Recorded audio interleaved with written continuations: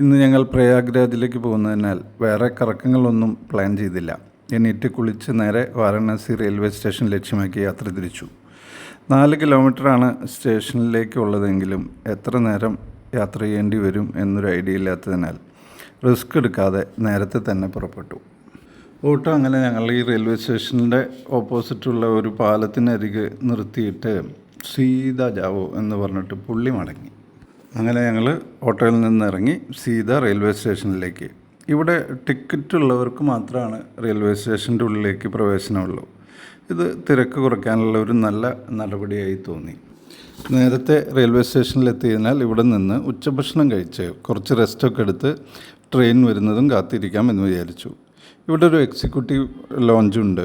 Selected bank കാർഡ്സിന് 2 രൂപ നിരക്കിൽ 2 മണിക്കൂർ നമുക്കിവിടെ ചിലവഴിക്കാം. ഉച്ചഭക്ഷണമൊക്കെ കഴിച്ച് നമുക്ക് എ സിയിൽ റെസ്റ്റ് എടുക്കാനൊക്കെ പറ്റും. അല്ലെങ്കിൽ നിശ്ചിത തുക നൽകിയാലും ഈ സൗകര്യം നമുക്ക് എൻജോയ് ചെയ്യാം. കൃത്യസമയത്തിന് തന്നെ ട്രെയിൻ എത്തി. വിചാരിച്ച പോലെ തിരക്കൊന്നും ഉണ്ടായിരുന്നില്ല. വന്ദേ ഭാരത് ആയതിനാലാണോ കൃത്യസമയത്ത് തന്നെ ട്രെയിൻ പുറപ്പെടുകയും ചെയ്തു. അങ്ങനെ യാത്ര ചെയ്യുമ്പോഴാണ് കുംഭമേളയുടെ കാഴ്ചകൾ കണ്ടത്.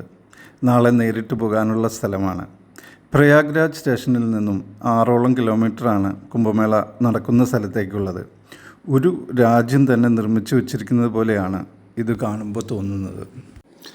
താമസ സൗകര്യങ്ങൾ, താൽക്കാലിക അമ്പലങ്ങൾ, താൽക്കാലിക പാലങ്ങൾ, അത് ഇവിടുന്ന് നോക്കിക്കഴിഞ്ഞാൽ തന്നെ നമുക്കറിയാം 100ഓളം പാലങ്ങളാണ് ഇവിടുന്ന് അങ്ങോട്ട് അറ്റത്തേക്ക് നോക്കുമ്പോൾ നമുക്ക് കാണാൻ സാധിക്കുക. ബെയിലി പാലങ്ങൾ എന്ന് പറയുന്ന താൽക്കാലികമായി നിർമ്മിച്ച പാലങ്ങൾ, ഭക്ഷണശാലകൾ, അങ്ങനെ ഒരു സ്ഥലത്തേക്ക് വേണ്ട എല്ലാം താൽക്കാലികമായി നിർമ്മിച്ചിരിക്കുകയാണ്. ആ പാലത്തിലൂടെ നിറഞ്ഞു കവിഞ്ഞ് തന്നെ ഒരുവിധം ആൾക്കാർ പോകുന്നുണ്ട്. പക്ഷേ നമ്മൾ കേട്ട അത്രയുള്ള വലിയ തിരക്ക് ഇത് കാണുമ്പോൾ തോന്നുന്നില്ല. എനിക്ക് തോന്നുന്നു അവസാന ദിവസങ്ങളായതിനാലായിരിക്കാം തിരക്കൊക്കെ കുറഞ്ഞു വരുന്നുണ്ട്. വാരണാസിയിൽ നിന്നും 2 മണിക്കൂറാണ് പ്രയാഗ്രാജിലേക്കുള്ള സമയം. 135 കിലോമീറ്ററാണ് ദൂരം. ഇപ്പോൾ 4:30 ഞങ്ങൾ പ്രയാഗ്രാജ് സ്റ്റേഷനിലെത്തും. അതിന് ശേഷം ഞങ്ങൾ താമസിക്കുന്ന സ്ഥലത്തേക്ക് പോകണം.